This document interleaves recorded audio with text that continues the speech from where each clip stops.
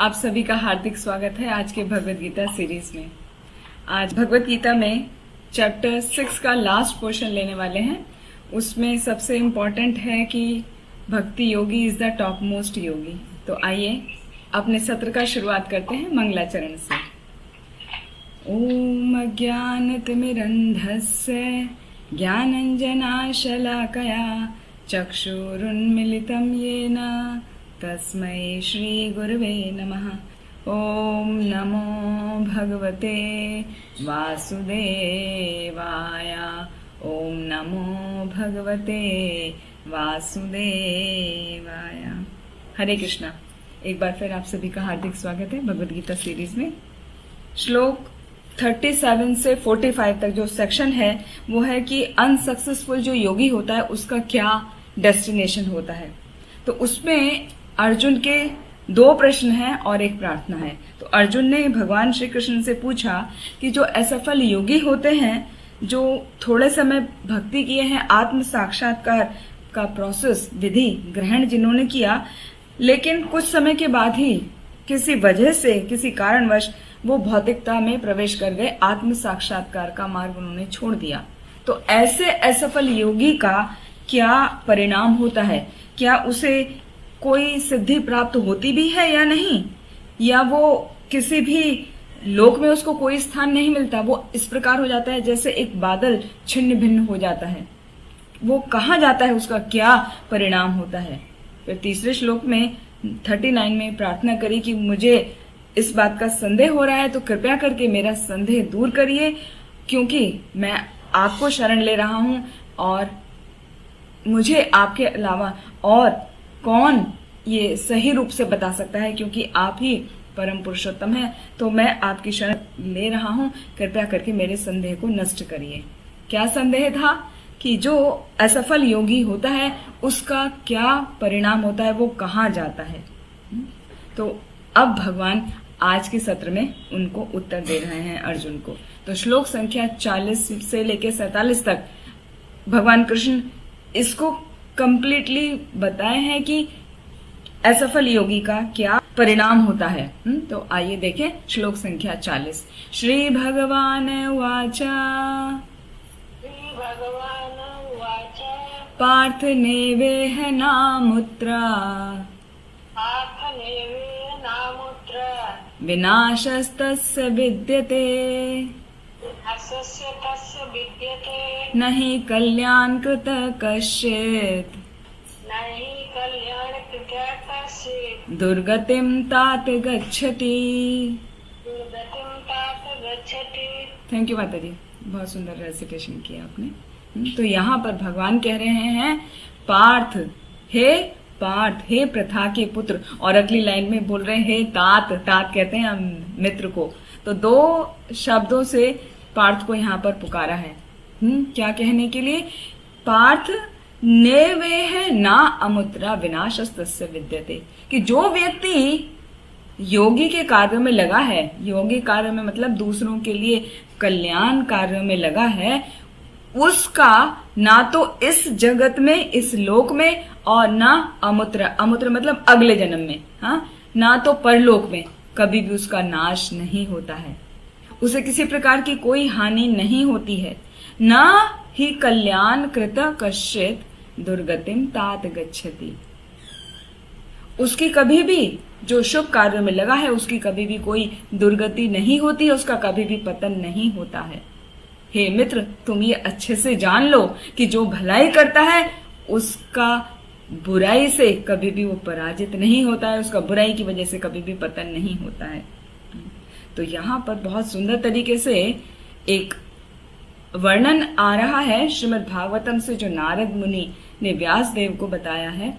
त्यक्त्वा स्वधर्मं चरणाम्बुजं हरेर भजन अपक्वो अथ पते ततो यदि यत्र क्व वाद भद्रम अमोष किम को वार्थ आप्तो अभजताम स्वधर्मतः। अर्थात यदि कोई अपनी सभी भौतिक इच्छाओं का त्याग करके भगवान श्री कृष्ण की शरण में चला जाता है तो उसमें उसका किसी भी प्रकार कोई हानि नहीं होती है, कोई किसी प्रकार का पतन नहीं होता है। उसके बजाय दूसरा व्यक्ति जो भक्त नहीं है, जो भगवान को शरणागति नहीं लिया है, अपने ही व्यवसाय में लगा है, अपने ही कार्यों में लगा है, तो वो चाहकर भी वो प्रगति नहीं कर पाता। तो प्रगति करने के लिए अत्यंत आवश्यक है भगवान की शरणागति ली जाए, क्योंकि जो भी व्यक्ति अपने ही कार्यों में लगा है वो कभी भी उस स्तर तक नहीं पहुंच पाता, उसको कभी भी भगवत धाम की प्राप्ति नहीं होती, जो जीवन का लक्ष्य है। ऐसा कहा जाता है ना, जो हमारे जीवन का परम लक्ष्य है कृष्ण प्रेम की प्राप्ति, और कृष्ण प्रेम की प्राप्ति करने के बाद ही हम भगवत धाम जा सकते हैं, उससे पहले नहीं। तो जो भगवान के प्रति पूर्ण रूप से शरणागत हो जाता है वही जा पाता है। तो शास्त्रों में आदेश है कि अपने धर्म का पालन किया जाए। जब हम अपने स्वधर्म का पालन करते हैं, प्रेस्क्राइब ड्यूटी करते हैं, तो हमें किसी प्रकार के पाप कर्म के फल को नहीं भुगतना पड़ता, क्योंकि अपने प्रेस्क्राइब ड्यूटी को करते करते भले ही हमसे उसको करने में त्रुटि हो रही है, हम धीरे धीरे प्यूरिफाई होते चले जाते हैं, शुद्ध होते चले जाते हैं। और भागवत पुराण में भी इसका वर्णन आया है कि यदि कोई अपने कार्यों को भली प्रकार कर रहा है और करते करते भक्ति के कार्यों में लगा है, उसमें असफल हो जाता है, तो उसको चिंता करने की कोई आवश्यकता ही नहीं है। यदि वो किसी भी तरह से भक्ति के कार्यों में लगा है तो उसको कभी भी हानि नहीं होती, वो हमेशा आगे वृद्धि करता जाता है।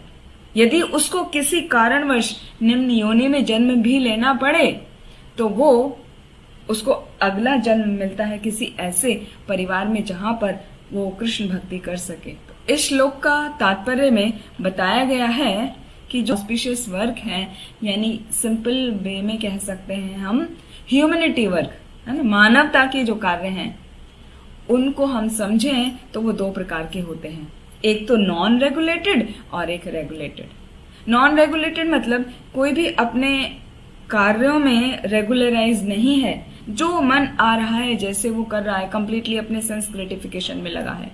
लेकिन कभी कभी वो क्या करता है, कहीं किसी को कुछ दान दे दिया, किसी का कुछ कार्य करा दिया, तो उसका कुछ खास फायदा नहीं होता है, क्योंकि उसे किसी प्रकार की कोई नॉलेज नहीं है शास्त्रों के बारे में।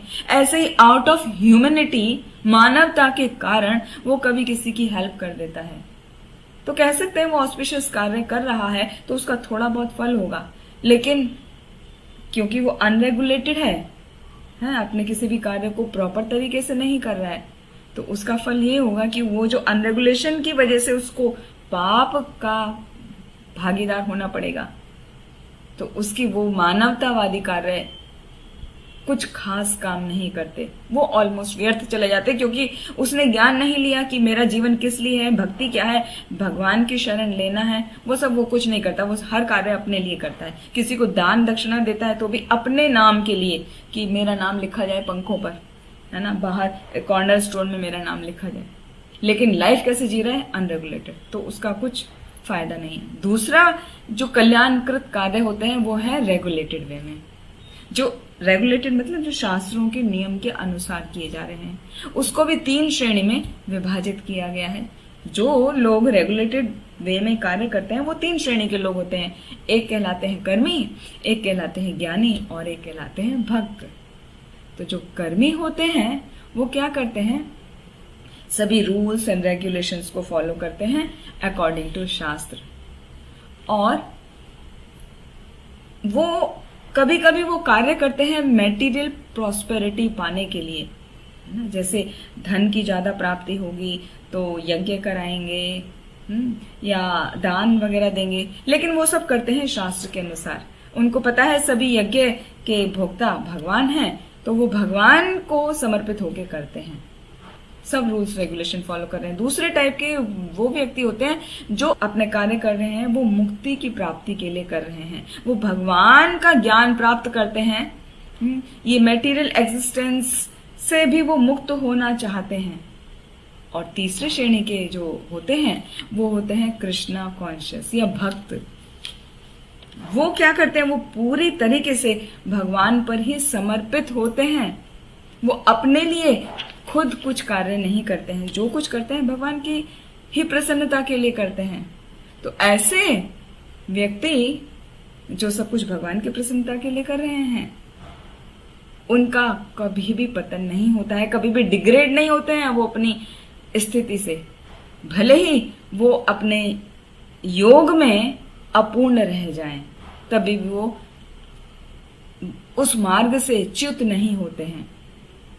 तो ये जो भक्ति का मार्ग है, ये भक्ति का मार्ग पूरे 6 अध्याय में हमने अष्टांग योग की चर्चा की थी। तो अष्टांग योग करते करते भी कोई व्यक्ति आसानी से भक्ति के मार्ग को ग्रहण कर सकता है।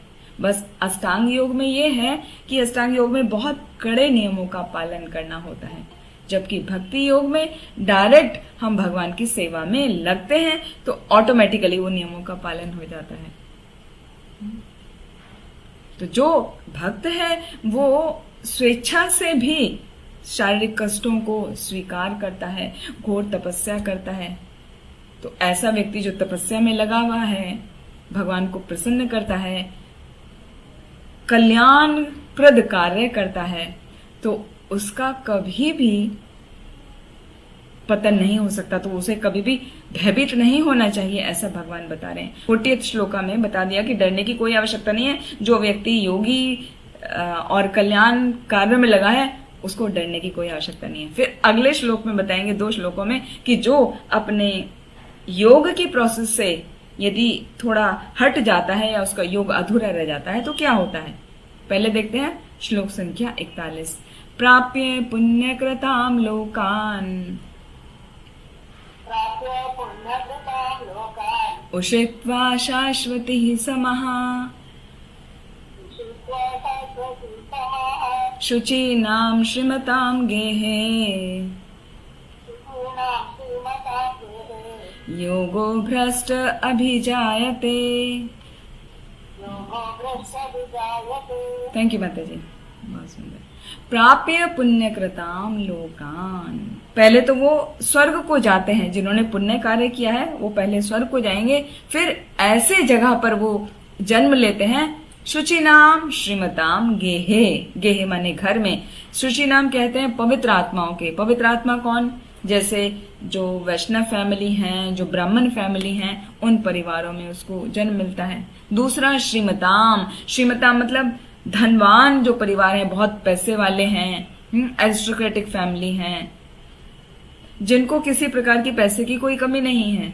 तो यदि कोई व्यक्ति योग के प्रोसेस में लगा है और अपने वो योग के प्रोसेस को पूरा नहीं कर पाता है, तो इस जन्म को, इस शरीर को छोड़ने के बाद या तो वो किसी सदाचारी वैष्णव परिवार में जन्म लेगा या ब्राह्मण परिवार में जन्म लेगा। दूसरा धनवान जो बहुत ही पैसे वाला है, उसके कुल में जन्म लेगा। तो दोनों ही स्थिति में या तो वो सदाचारी परिवार के घर में जन्म ले रहा है, चाहे तो वैष्णव फैमिली है, चाहे तो ब्राह्मण फैमिली है, या तो वो धनवान। दोनों ही कुलों में क्या होता है, उसको वापस से मौका मिलता है, अवसर मिलता है कि वो भक्ति में अपना लग सके, और जहां पर उसने भक्ति छोड़ी है उसी के ठीक आगे उसको भक्ति करने का मौका मिलता है। जैसे आपने देखा होगा कुछ बच्चे होते हैं जो वैष्णव परिवार में जन्म लेते हैं। वो छोटे बच्चे हैं, 1 साल के, 2 साल के, अभी बोलना सीखा है, तो मम्मी पापा बोलने के साथ साथ में वो श्लोकों को उच्चारण करते हैं, वो हरिनाम गाते हैं, वो करताल बजाते हैं। उन्होंने किसी से सीखा नहीं है।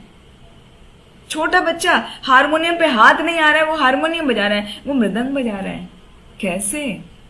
वो वास्तव में वो पूर्व जन्मों में भक्ति किए हैं।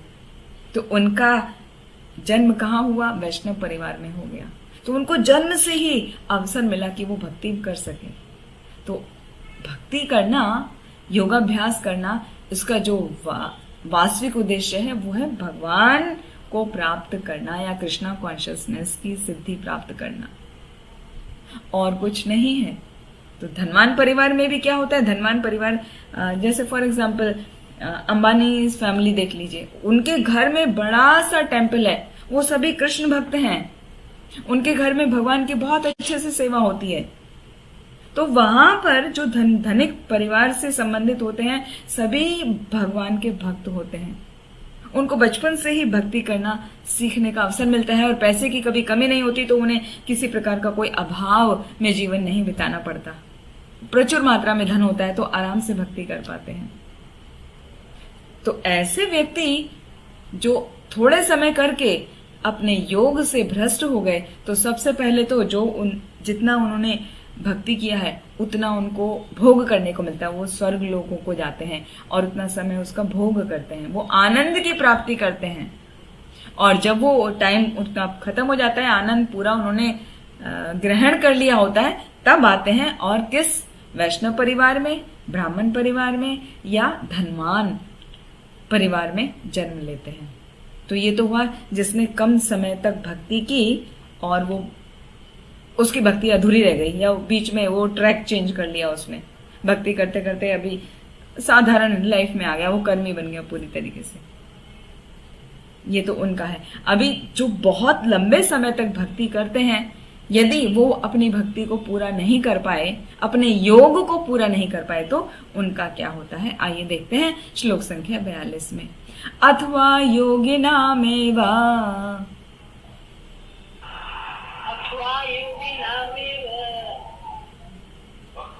कुले भवति धीमताम्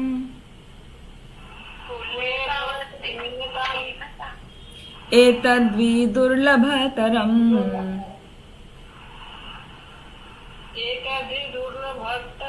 लोके जन्म यदीदृशम्। थैंक यू माता जी। अथवा योगिनामेवा कुले भवति धीमताम्, जो उन्होंने लंबे समय तक किया है योग पद्धति का पालन, वो क्या होगा, अथवा कुले भवति धीमताम, धी कहते हैं बुद्धिमान व्यक्तियों के घर में उनको जन्म मिलता है, जो यदि दीर्घ काल तक जिन्होंने योग किया है वो सफल नहीं हो पाए। एतद्वि दुर्लभतरम लोके जन्म यदीदृशम्, और ऐसा जो जन्म है ना वो वास्तव में दुर्लभ है, वो आसान नहीं होता। वो तो फिर भी आसान है ब्राह्मण के परिवार में, वैष्णव के परिवार में, धनिक परिवार में, लेकिन ये जो है ये आसान नहीं है। इसके लिए बहुत तपस्या चाहिए, बहुत भक्ति चाहिए। जिसने लंबे समय तक, कई वर्षों तक, हो सकता है जन्म जन्मांतर तक वो भक्ति में लगा रहा हो और वो असफल हो गया, फिर भी वो सफल नहीं हुआ, तो उसको ऐसे योगी परिवार में, ऐसे वैष्णव परिवार में जन्म मिलेगा जो बहुत ही बुद्धिमान है, जो कि बहुत ही दुर्लभ जन्म है। जैसे गोस्वामियों के कुल होते हैं, आचार्यों के कुल होते हैं, तो उन लोगों में क्या होता है, उनकी परंपरा चली आती है, तो परंपरा में उनको पूरा प्रशिक्षण मिलता है बचपन से ही, और वो विद्वान बनते हैं और बड़े होके वो गुरु बनते हैं। जैसे फॉर एग्जाम्पल वृंदावन में राधा रमण मंदिर जो है, वहां पे जो आचार्य हैं, जो उनके सेवादार हैं राधा रमण जी के, वो सेवादार कोई अलग अलग से बाहर से नहीं आते, वो उसी परिवार के सदस्य होते हैं, उसी परिवार के बच्चे होते हैं, जो उनको बचपन से ही सिखाया जाता है, पूरा प्रशिक्षण मिलता है, वो कंप्लीटली फॉलो करते हैं, तो वो गुरु के लेवल पर भी आ जाते हैं। वो पूर्ण रूप से भगवान की भक्ति करते हैं, भगवान की सीधी सेवा कर पाते हैं, जबकि साधारण तौर पे इतना आसान नहीं होता। भगवान के ऑल्टर में जाके भगवान की सेवा करना, बहुत नियमों का पालन करना पड़ता है। एक वैष्णव परिवार में जन्म लेके भी इतना आसान नहीं है, वहां भी बहुत सारे नियमों का पालन करना पड़ता है। लेकिन ऐसे जो आचार्यों के कुल में जन्म लिए हैं, जो गोस्वामियों के कुल में जन्म लिए हैं, उन्हें तो बचपन से ही पूरा वातावरण मिलता है, वो शुरू से ही हरि कथा सुनते हैं, हरि भजन सुनते हैं, वो उसी में पूरी तरह से रचे बसे रहते हैं। तो इस प्रकार उनका कभी भी पतन नहीं होता। और जो ऐसे परिवार में जन्म ले लिए, वो तो बहुत ही सौभाग्य की बात है। और इसका उदाहरण है हमारे वैष्णव परंपरा में मिलता है। भक्ति विनोद ठाकुर के पुत्र हैं श्रीमद भक्ति सिद्धांत सरस्वती महाराज। भक्ति सिद्धांत सरस्वती महाराज जो श्रील प्रभुपाद के गुरु हैं, उनके पिता थे भक्ति विनोद ठाकुर। भक्ति विनोद ठाकुर हमारी गौड़ीय वैष्णव परंपरा के आचार्य हैं उसमें आते हैं तो वो क्या पूरे टाइम 24 घंटे भगवान की सेवा में लगे रहते थे। हालांकि वो गृहस्थ थे, वो मजिस्ट्रेट थे, वो अपना मजिस्ट्रेट वाला कार्य कंप्लीट करने के बाद बाकी सारा समय भगवान की ही भक्ति में लगाते थे, भगवान के लिए शास्त्रों का रचना किया करते थे बंगाली। तो उनके घर में भक्ति सिद्धांत सरस्वती महाराज ने जन्म लिया, जो श्रील प्रभुपाद के गुरु बने। और हम श्रील प्रभुपाद का उदाहरण भी देख सकते हैं, उनका उदाहरण भी प्रस्तुत कर सकते हैं। श्रील प्रभुपाद ने जिस परिवार में जन्म लिया वो परिवार कहलाता है डे परिवार, है ना, वो बंगाली है ना, तो बंगाली में सरनेम होता है डे। डे फैमिली में उन्होंने जन्म लिया और उनके जन्म से ही उनके पिता जो थे वो चाहते थे कि मेरा पुत्र राधा रानी का एक अच्छा भक्त बने, सच्चा भक्त बने। तो बचपन से ही उनको पूरी ट्रेनिंग दी गई। वो बचपन में कीर्तन करते थे, बचपन में पिता ने ही उनको मृदंग सिखाया, आरती करना सिखाया। उनके पास अपने सेपरेट टॉय लॉर्ड जगन्नाथ थे जिनकी वो सेवा किया करते थे। उनकी रथ यात्रा निकालते थे अपने सभी बच्चों को इकट्ठा करके अपने आसपास के। तो ऐसा होता है जब किसी गुरु के, किसी आचार्य के परिवार में जन्म मिलता है ना, तो बचपन से ही उनको पूरा पूरा अवसर होता है। जैसे अपना श्रीमद् भागवतम में देख सकते हैं परीक्षित महाराज उनको बचपन से ही पता था, ज्ञात था कि वो कृष्ण उनके पूज्य हैं, वो ही भगवान हैं। उनका नाम ही परीक्षित था।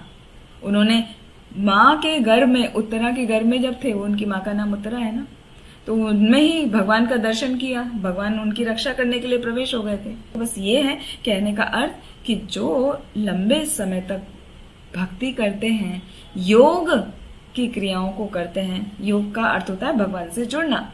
जो भगवान से जुड़ के भगवान की सेवा में लगे रहते हैं वो वापस से, यदि उनका कंप्लीट होता भी नहीं है तो उनको ऐसे परिवार में जन्म मिलता है जो दुर्लभ है। ऐसे गुरुओं के, गोस्वामियों के, आचार्यों के परिवार में जन्म मिलता है। अब श्लोक 43 से 44 में बताया जाएगा, receive yoga practice from wherever they left off. मतलब जहां उन्होंने भक्ति छोड़ दी वहीं से वो शुरुआत करेंगे, ये नहीं कि जीरो लेवल से शुरुआत करें। जैसे हमारी मटेरियल नॉलेज होती है, हम इस जन्म में कितना भी अध्ययन कर लें, पढ़ाई कर लें, कितना भी ऊंची पदवी प्राप्त कर लें, लेकिन अगले जन्म में फिर वापस से ABCD और हिंदी, इंग्लिश, वो सब अदर लैंग्वेजेस शुरुआत से शुरू करना पड़ेगा। तो वो क्या है, कहाँ से शुरू करते हैं, वो बता रहे हैं भगवान श्लोक संख्या 43 और 44 में। तो आइए देखते हैं 43। तत्र तम बुद्धि संयोगम लभते पौर्वदेहिकम यत ते च ततो भूयः संसिद्धो कुरु नंदना। थैंक यू माता जी एंड प्रभु जी, वेरी नाइस। तत्र तम बुद्धि संयोगम लभते पौर्वदेहिकम। जब ऐसी चेतना में वो जन्म लेते हैं, कैसी चेतना में, जो अभी पिछले 2 श्लोकों में वर्णन हुआ, जो योग का अभ्यास कर रहे थे, भक्ति योग में लगे थे और अपने भक्ति योग को पूरा नहीं कर पाए, तो उनकी चेतना बनी रहती है। तो अगला जन्म वो जो पाते हैं तो पहले की पूर्व जन्म की वो चेतना उनके साथ रहती है। यततो चैततो भूयः संसिद्धो गुरु नंदना। और ऐसी चेतना पुनः प्राप्त करके वो वापस से प्रयास करते हैं जिससे वो भक्ति की पूर्ण सफलता को प्राप्त कर सके। वो पूर्ण रूप से प्रयासरत रहते हैं क्योंकि उनको वो चेतना रहती है, वो बचपन से ही। इसका उदाहरण आता है श्रीमद् भागवतम में राजा भरत का। राजा भरत एक पूरे विश्व के सम्राट थे, वो साधारण नहीं थे, पूरे विश्व भर के सम्राट थे। और वो आध्यात्मिक सिद्धि प्राप्त करने के लिए अल्प आयु में ही उन्होंने घर पूरा छोड़ दिया, गृहस्थी छोड़ दी और संन्यास ग्रहण कर लिया। ये उन भरत की बात हो रही है जिनके नाम पर हमारे भारतवर्ष को भारत कहा जाता है। तो वो भरत जो थे वो काफी यंग एज में उन्होंने संन्यास ले लिया, लेकिन जब वहां वो पुलहा आश्रम में गए तो उनका ध्यान एक हिरन पर चला गया। हिरन जिसने अभी छोटे बेबी हिरन को अभी जन्म दिया है, उसकी देखभाल करने के लिए उस हिरन को अपने पास ले आए, उसकी देखभाल करने लगे। तो उनका ध्यान वहां पे चला गया, उस हिरन के बच्चे पर, और जब उनकी मृत्यु हुई वो उसी का स्मरण कर रहे थे। तो भरत का जो जन्म हुआ, दूसरा जन्म, वो हिरन का हुआ। लेकिन हिरन को, क्योंकि वो भक्ति में लगे थे, अपना पूर्व जन्म की चेतना याद रही।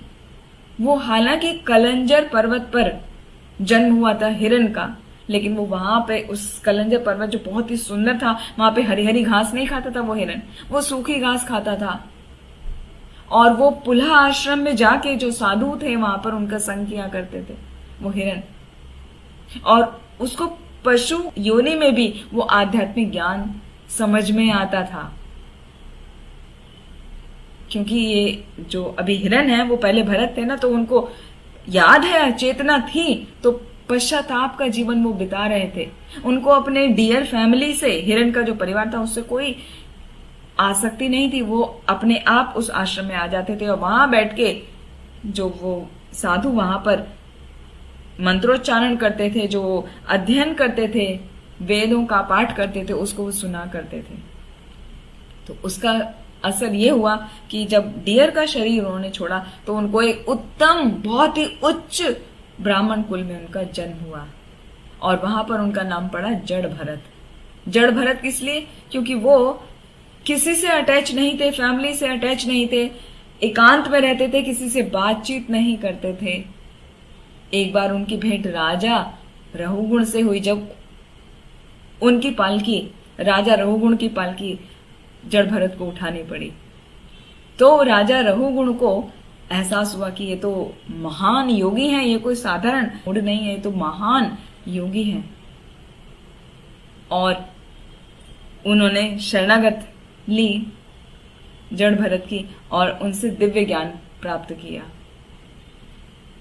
तो ये भरत का जो हम जीवन देखते हैं 3 लेवल में, पहले वो राजा भरत थे, फिर वो हिरन बने, फिर वो जड़ भरत बने।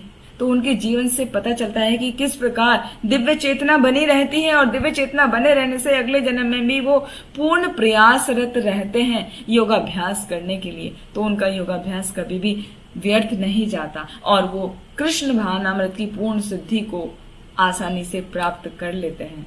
उनको वो अवसर बार बार प्राप्त होता रहता है जब तक उनकी सफलता उनको मिल नहीं जाती।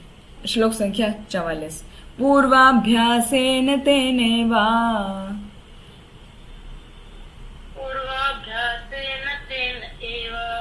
ह्रियते ह्यवशो अपि सः जिज्ञासुरपि योगस्य शब्द ब्रह्मा अतिवर्तते। थैंक यू प्रभु जी, माता जी। यहाँ पर कहा गया है कि जो पूर्व जन्म की देवी चेतना उनको मिली है ना, वो उसको भूलते तो नहीं है, तो बिना चाहते हुए भी वो योग की जो क्रियाएं हैं, योगिक नियम है, उनकी तरफ जाने अनजाने ही आकर्षित हो जाते हैं। और ऐसा जो योगी होता है वो शास्त्रों का अनुष्ठान उन सब में नहीं पड़ता। अनुष्ठान का मतलब है कर्मकांड इत्यादि, वो कर्मकांड में नहीं पड़ता। वो पूरी तरह से योग की बाकी जो क्रिया है, मतलब भगवान के प्रति पूर्ण रूप से शरणागत होके भगवान की ही सेवा में लगा रहता है।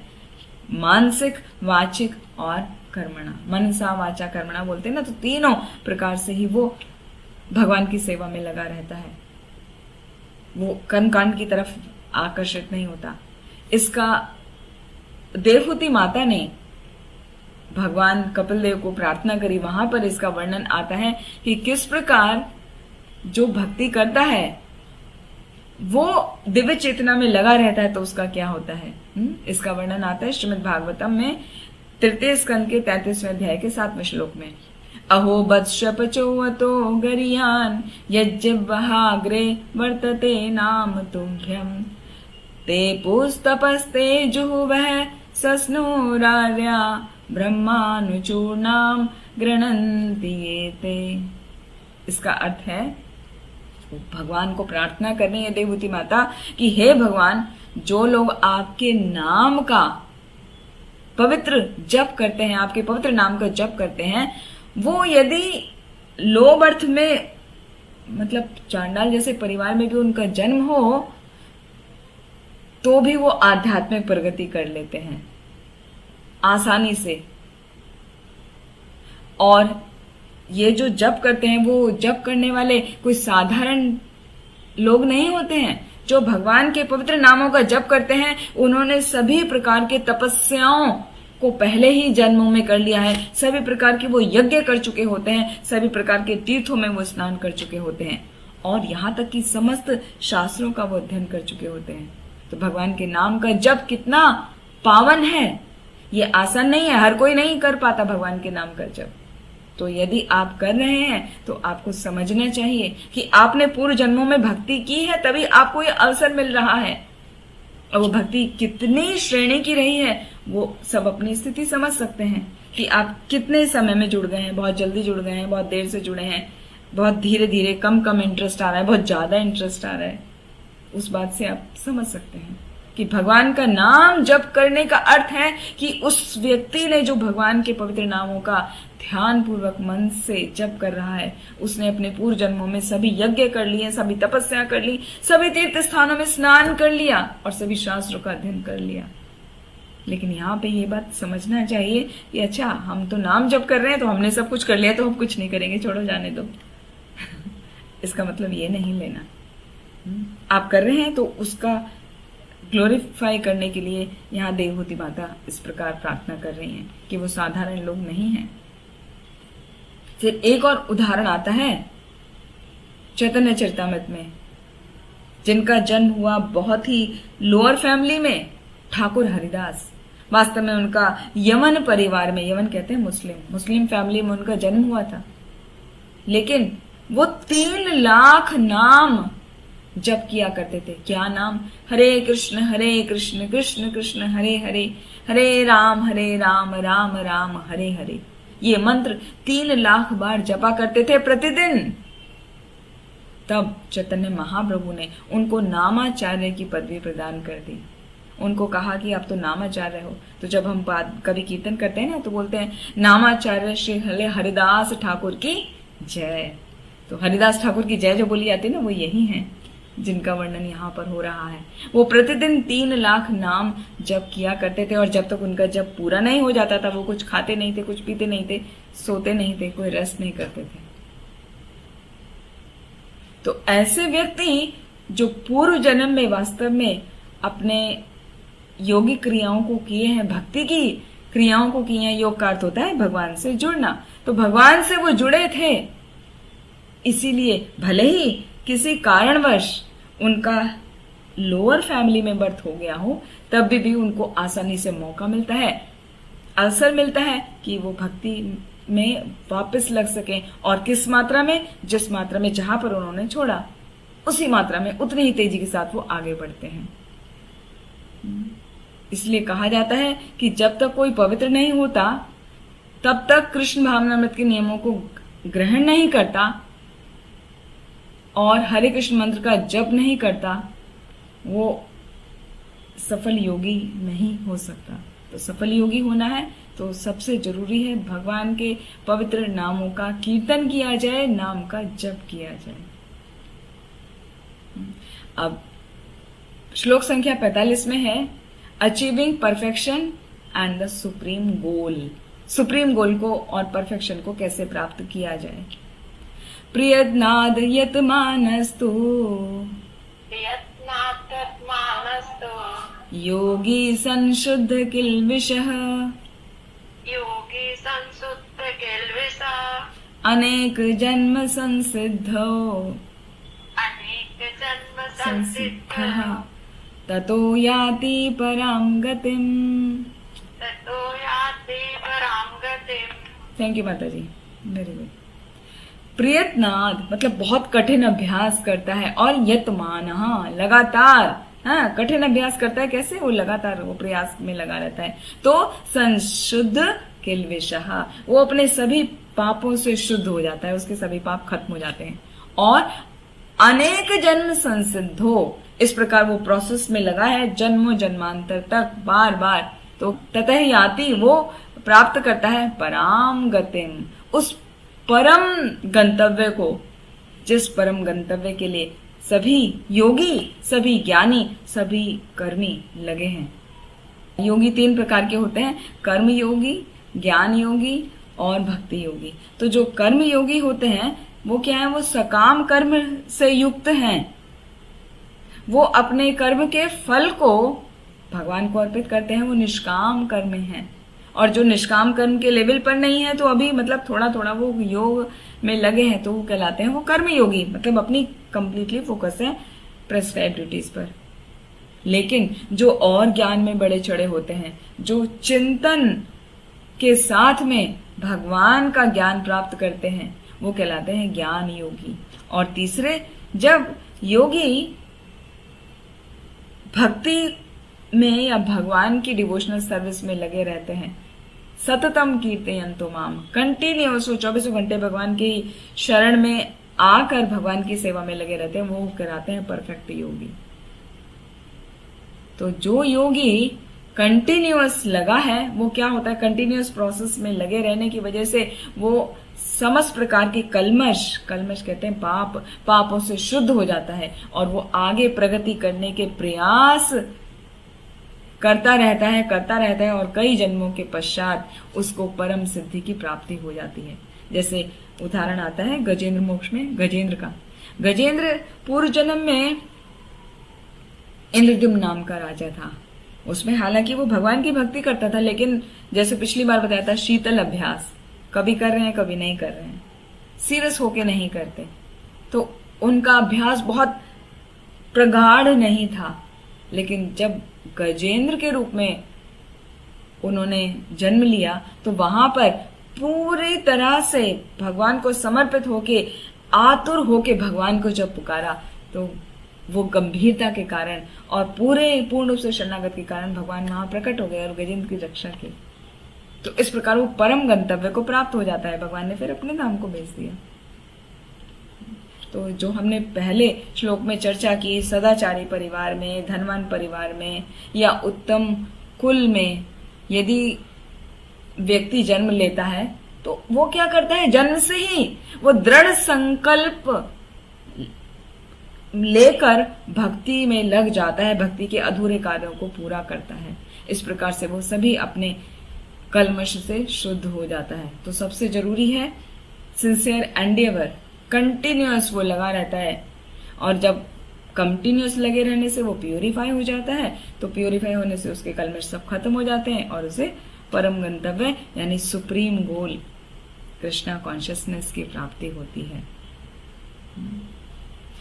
इसका वर्णन आगे 7वां अध्याय शुरू हो रहा है, उसमें भी आता है, ये शाम तुंद गतम पापम जना नाम पुण्य कर्मणाम ते द्वंद्व मोह निर्मुक्ता भजनते माम दृढ़वता, कि जो अनेक जन्मों तक पुण्य कर्म करते हैं वो व्यक्ति सभी पाप कर्मों से मुक्त हो जाते हैं, सभी प्रकार के द्वंद्वों से पूरी तरह से मुक्त हो जाते हैं और मेरी दिव्य प्रेमा भक्ति में लगते हैं।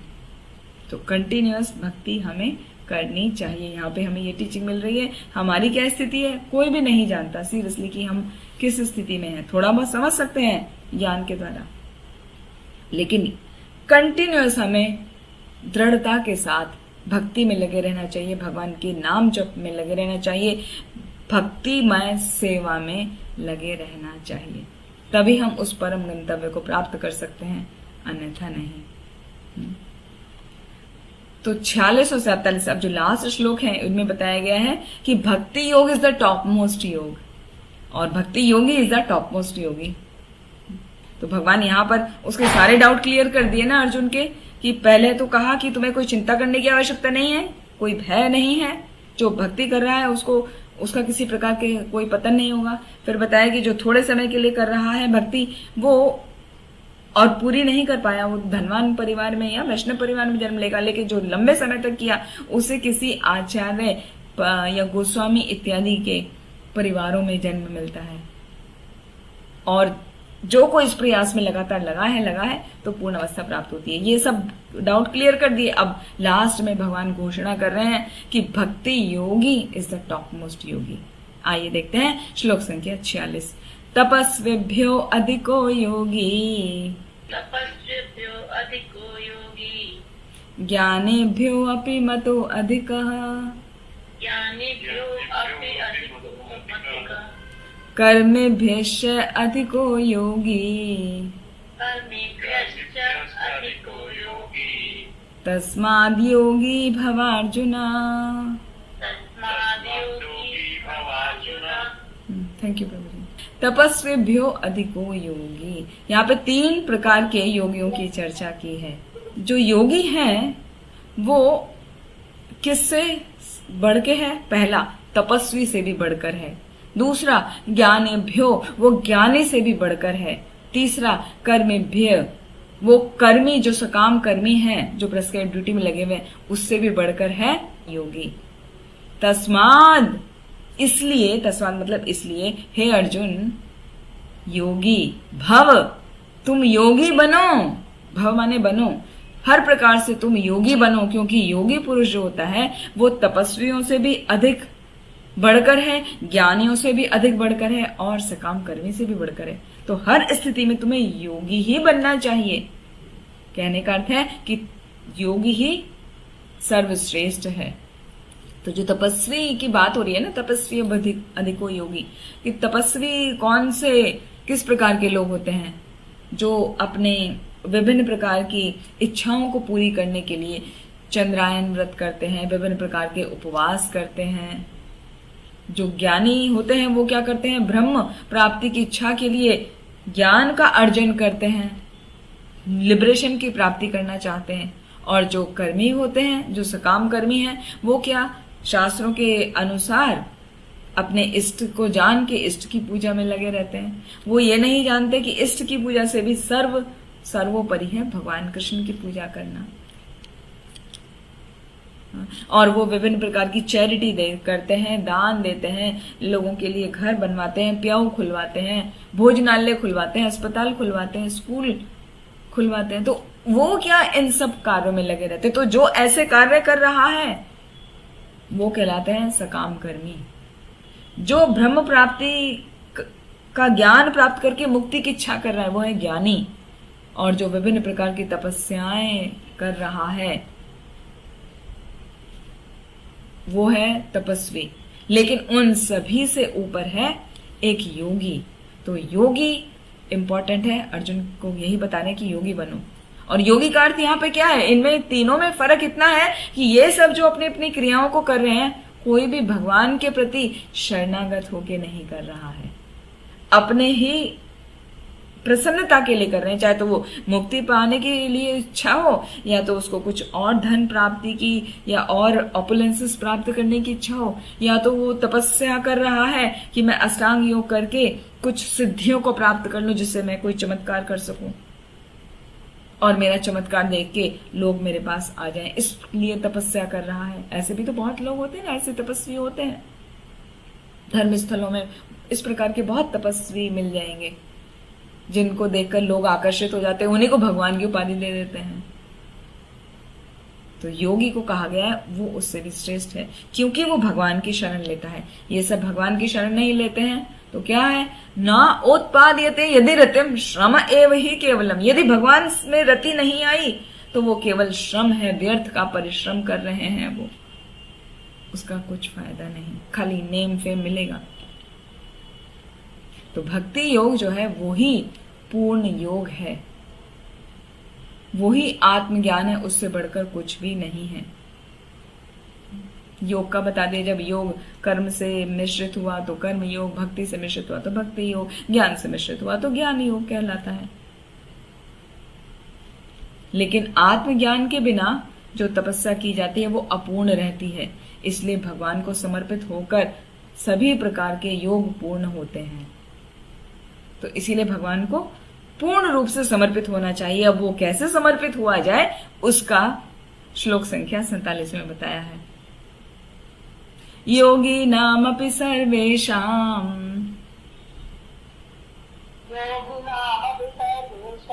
मद्गतेन अंतरात्मना श्रद्धावान भजते यो माम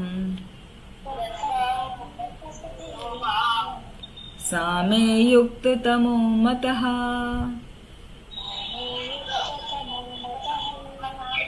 वेरी गुड, थैंक यू माता जी। योगी नाम अपि सर्वेशाम, सभी प्रकार के जो योगियों की बात करी गई है ऊपर, ज्ञानी योगी हैं, कर्मी योगी हैं, भक्ति योगी हैं या तपस्वी योगी हैं, उन सब की बात करी गई है। तो योगियों में भी सभी समस्त प्रकार के योगी कौन से अच्छे हैं, वहां पर क्वालिटी बताई है 3 बातें।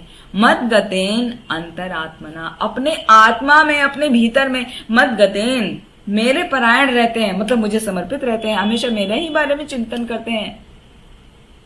दूसरा, श्रद्धावान, वो पूरी तरह से मुझ पर श्रद्धा रखते हैं, उनकी श्रद्धा कभी डिगती नहीं है कि आज कृष्ण की पूजा कर ली, आज हनुमान जी की कर ली, आज गणेश जी की कर ली, आज लक्ष्मी जी की कर ली, आज शनिदेव को तिल चढ़ा दिया। इस तरह नहीं करते हैं, वो पूरी श्रद्धा भगवान कृष्ण पर रहती है। फिर तीसरी बात, भजते, वो मेरा भजन करते हैं, वो मेरी दिव्य प्रेमा भक्ति करते हैं। तो उसका रिजल्ट क्या होता है, सा में युक्त तमो मतः, जो इस प्रकार मुझ पर अंतरंग रूप से लगे हैं, युक्त हैं मुझसे, वो क्या करते हैं, वो सबों में सर्वोच्च हैं। मेरा ऐसा मत है, भगवान श्री कृष्ण कह रहे हैं अर्जुन से कि मेरा ऐसा मत है, जो योगी श्रद्धा पूर्वक मेरे परायण है, अपने अंतःकरण में मेरे ही बारे में सोचता है और मेरी ही दिव्य प्रेमा भक्ति में लगा रहता है, वो ही वास्तव में सर्वोच्च है, वो ही योगी सर्वोच्च है, और वो भक्ति ही टॉप मोस्ट योग कहलाती है। तो यहाँ जो भजने की बात आ रही ना, मेरे बारे में भजता है, भजता का अर्थ है मतलब भगवान की सेवा करना। हाँ, भज धातु से आया है भजवर्ड, तो कहीं पर उसको इंग्लिश में यदि ट्रांसलेशन किया जाता है तो वर्शिप कहा जाता है ना, भगवान का पूजन करो, भजन करो, भजन मतलब वर्शिप करो। तो वर्शिप का यहाँ प्रभुपाद बता रहे हैं तात्पर्य में कि वर्शिप से मतलब नहीं है यहाँ पर। क्यों? वर्शिप का मतलब होता है किसी को सम्मान दिखाना, किसी की बहुत रेस्पेक्ट करना, तो जो जिस जैसा है उसके अनुसार उसकी सम्मान करना। लेकिन भगवान का खाली सम्मान नहीं किया जाता, उनकी तो श्रद्धा पूर्वक सेवा की जाती है। ये फर्क है वर्शिप। तो यहाँ पे पूजन नहीं है, यहाँ भज का मतलब है भजना, निरंतर उनका ध्यान करके उनकी सेवा में लगे रहना, क्योंकि हमारा असली स्वरूप है, जीवन स्वरूप है कृष्ण नित्यदास। तो हमें वो समझ के भगवान की सेवा में लगे रहना है। तो प्रत्येक जीव जब अपने स्वभाव के अनुसार सेवा में लगता है भगवान की, तो नीचे गिरने का प्रश्न ही नहीं उठता। श्रीमद् भागवतम पुराण में भी वर्णन आता है 11वें स्कंद में, यह एषाम पुरुषः साक्षात् आत्म प्रभवम ईश्वरम ना भजन्ते अवजानन्ति स्थानाद् भ्रष्टा पतन्ति अधः। जो मनुष्य अपने जीवन दाता वो भगवान उनकी सेवा नहीं करता, वो अपने कार्य में ढिलाई बरतता है, भगवान की सेवा में नहीं लगता, तो वे निश्चित रूप से वो अपनी स्वाभाविक स्थिति से नीचे गिर जाता है। नीचे गिरने का अर्थ क्या? कि वो ऐसे परिवारों में जन्म लेगा जिनका वर्णन अभी किया। तो भगवान की सेवा करना अत्यंत आवश्यक है। जो सेवा नहीं करता वो तो ऐसे परिवारों में भी जन्म नहीं लेगा, कहाँ जाएगा? अपने कर्म के अनुसार उसको फल भुगतना पड़ेगा। कर्मणा गहनो गति, कर्म की जो गति है वो बहुत ही गहन है। हमें अपने कर्म का फल अवश्य ही मिलता है, लेकिन जब हम भक्ति करते हैं तो वो हमारे पाप जो कल्मश है वो हमारे कट जाते हैं। कटने का अर्थ ये नहीं है कि पूरी तरह समाप्त हो जाएंगे, लेकिन उनका असर कम हो जाता है। हम भगवान के प्रति और शरणागत होके भगवान की सेवा में लगते हैं। तो ये जो पूरा इसका कंक्लूजन है सभी योगों का, वो है भक्ति योग। तो विभिन्न प्रकार के जो योग का वर्णन किया गया है अब तक, कर्म योग, ज्ञान योग, अष्टांग योग, वास्तव में सबका गंतव्य क्या है? भक्ति योग। तो भक्ति योग तक पहुंचने का रास्ता कहां से शुरू होता है? कर्म योग। तो अभी हमारा क्या स्तर है? I don't know about you people, but हमारा जितना मैं समझती हूँ, हम गृहस्थ तो अभी कर्म योगी हैं। हम अभी निष्काम कर्म योग के स्तर पर हैं। हम अपने लिए कार्य नहीं करते, हम भगवान को प्रसन्न करने के लिए, भगवान की सेवा के लिए कार्य करते हैं। वो पहला है निष्काम कर्म योग में लगना। तो जब निष्काम कर्म योग में लगते हैं तो ज्ञान आता है, वैराग्य की वृद्धि होती है, और जब ज्ञान और वैराग्य उसमें जुड़ जाते हैं तो वो ज्ञान योग हो जाता है। और ज्ञान योग करते करते करते हम भगवान पे ध्यान लगाते हैं, मेडिटेशन करते हैं, तो वो स्थिति आ जाती है अष्टांग योग की। और अष्टांग योग को पार करने के बाद, उसकी कड़े नियमों को पालन करने के बाद व्यक्ति करता है भक्ति योग। तो कहने का अर्थ है कर्म योग से शुरू हो रहा है, चरम लक्ष्य तो भक्ति योग ही है। क्योंकि हम सभी कृष्ण भावनामृत से जुड़े हैं, तो हम निष्काम कर्म योगी होते हुए भी भक्ति योग का पालन कर रहे हैं। इसलिए हमें भक्ति योग का दृढ़ता पूर्वक पालन करना चाहिए, ये सोच के कि यही हमारे जीवन का अंतिम लक्ष्य है और कोई लक्ष्य नहीं है। तो इसमें कोई ढिलाई नहीं बरतनी है, क्योंकि ढिलाई बरतेंगे तो पता निश्चित है भले ही हमें दूसरा तीसरा जन्म लेना पड़े। भक्ति के ये भी बताया गया है कि नाश नहीं होता, वहीं से आपको शुरुआत करने को मिलेगी। लेकिन आपको ये जो अवसर मिला है मानव जन्म का, उसको गंवाना नहीं चाहिए। भक्ति योग ऐसे है जैसे सभी पर्वतों में हिमालय पर्वत सबसे ऊंचा है ना, और उसमें भी सबसे ऊंची चोटी है एवरेस्ट। इसी तरह भक्ति योग को सबसे ऊंचा बताया गया है। तो भक्ति योग की बार बार बात कर रहे हैं। भक्ति योग में भगवान की सेवा और साथ में भगवान पर ध्यान। कौन भगवान? यहाँ पे लास्ट के पैराग्राफ में श्रील प्रभुपाद ने बहुत सुंदर वर्णन किया है कि भक्ति योग में जो कृष्ण है वो उसके ऑब्जेक्ट क्यों है। कृष्ण कौन है? कृष्ण वो जो श्याम सुंदर हैं, उन पर हमें अपने ध्यान को एकाग्र करना है, जिनका रंग नीले बादलों के समान है। कहीं नीले कहीं ग्रे कलर के कहा जाता है, बादल जैसा उनका रंग है। उनका मुख कमल के सदृश है, तेजवान है। उनके वस्त्र पीतांबर के हैं, हाँ, पीले वस्त्र हैं, और वो सभी वस्त्र रत्नों से पूरी तरह परिपूर्ण हैं, और वो वैजंती माला पहनते हैं। उनके अंगों में जो ज्योति है, उनके एक एक नख से ज्योति निकलती है, वो कहलाती है ब्रह्म ज्योति, जिसपे ज्ञान योगी जो होते हैं वो ध्यान करते हैं। और वो भगवान कृष्ण कभी राम, कभी नरसिंह अवतार लेते हैं, कभी वराह अवतार लेते हैं, और कभी स्वयं भगवान श्री कृष्ण के रूप में अवतरित होते हैं। और उनके कार्य कैसे हैं? वो साधारण बालक की तरह माता यशोदा के पुत्र के रूप में जन्म लेते हैं, जबकि उनका जन्म और कर्म कैसा है? दिव्य है। हमने पढ़ा था ना, जन्म कर्मा च मे दिव्यम एवं यो वेत्ति तत्वतः त्यक्त्वा देहं पुनर्जन्मा नेति मामेति सो अर्जुन।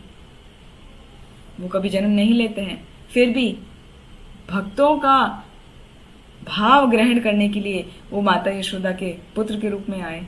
और कभी उनका नाम कृष्ण है, कभी गोविंद है, कभी माधव है, कभी मधुसूदन है, कभी वसुदेव है। उनके विभिन्न नाम हैं। वो सभी के पूर्ण सखा हैं, हाँ, वो पूर्ण पति हैं, पूर्ण सखा हैं, पूर्ण स्वामी हैं। वासुदेव परा वेदा, वासुदेव परा मखा, वासुदेव परा योगा, ऐसे करके श्रीमद् भागवतम के 2 स्कंद में आता है श्लोक कि वो अपने आप में कंप्लीट हैं। सभी 6 ऐश्वर्यों से वो ओतप्रोत हैं, और जो उनकी भक्ति करता है वो ही वास्तव में सर्वोच्च योगी कहलाता है। और जो भक्ति में लगा है, भक्ति योग में लगा है, उसके हृदय में अपने आप ज्ञान प्रकाशित हो जाता है। क्योंकि जो भक्ति योगी है या भक्ति योग में लगा है, वो केवल भगवान ही पर ध्यान नहीं करता है, वो उतनी ही श्रद्धा गुरु के प्रति भी रखता है, क्योंकि गुरु भगवान का ही प्रतिनिधि होता है। कहा गया है ना, श्वेतश्वतर उपनिषद में आता है, यस्य देवे परा भक्तेर यथा देवे तथा गुरौ तस्य ते कथिता ह्यार्था प्रकाशन्ते महात्मनः। वो व्यक्ति, वो महात्मा जिनके हृदय में भगवान श्री कृष्ण और अपने गुरु के प्रति परम श्रद्धा होती है, वो वैदिक ज्ञान में पूर्ण रूप से सफल हो जाते हैं। वैदिक ज्ञान उनके हृदय में प्रकाशित होता है। तो वो वैदिक ज्ञान प्राप्त करने के लिए हमें भगवान के साथ साथ में गुरु को भी उसी तरह समर्पित होना चाहिए, उनकी आदेशों का पालन करना चाहिए। तो इस प्रकार ये वाला अध्याय समाप्त होता है। ध्यान योग। आज हमारा चैप्टर 1 से लेकर चैप्टर 6 तक एक यूनिट कंप्लीट हो गया, जिसको कहा गया है कर्म योग। तो इसमें कर्म योग पर ही पूरा स्ट्रेस दिया गया। अभी अगला अध्याय शुरू होगा 7वां। 7वें अध्याय से लेकर 12वें अध्याय तक आता है भक्ति योग। भक्ति योग जिसकी बार बार हमने यहाँ पे चर्चा सुनी। अभी वो भक्ति योग क्या है वास्तव में, उसको हम डिटेल में जानेंगे अध्याय 7 से। पूरे 6 चैप्टर का वो सैंडविच के जैसा, जैसे सैंडविच होता है ना, नीचे ब्रेड पीस है, ऊपर ब्रेड पीस है और बीच में पनीर या जो भी आपने वेजिटेबल डाला है वो कितना टेस्टी है। बीच का ही मेन पार्ट होता है सैंडविच में, है ना, उसी के लिए वैरायटी होती है। तो वो भक्ति योग ही इम्पॉर्टेंट है। भक्ति योग हम अगले सत्र से शुरू करेंगे। आज के सत्र को यहीं विराम देते हैं। आप सभी का बहुत बहुत धन्यवाद। वांछा कल्पतरुभ्यश्च कृपा सिन्धुभ्येव च पतितानां पावनेभ्यो वैष्णवेभ्यो नमो नमः। हरे कृष्ण।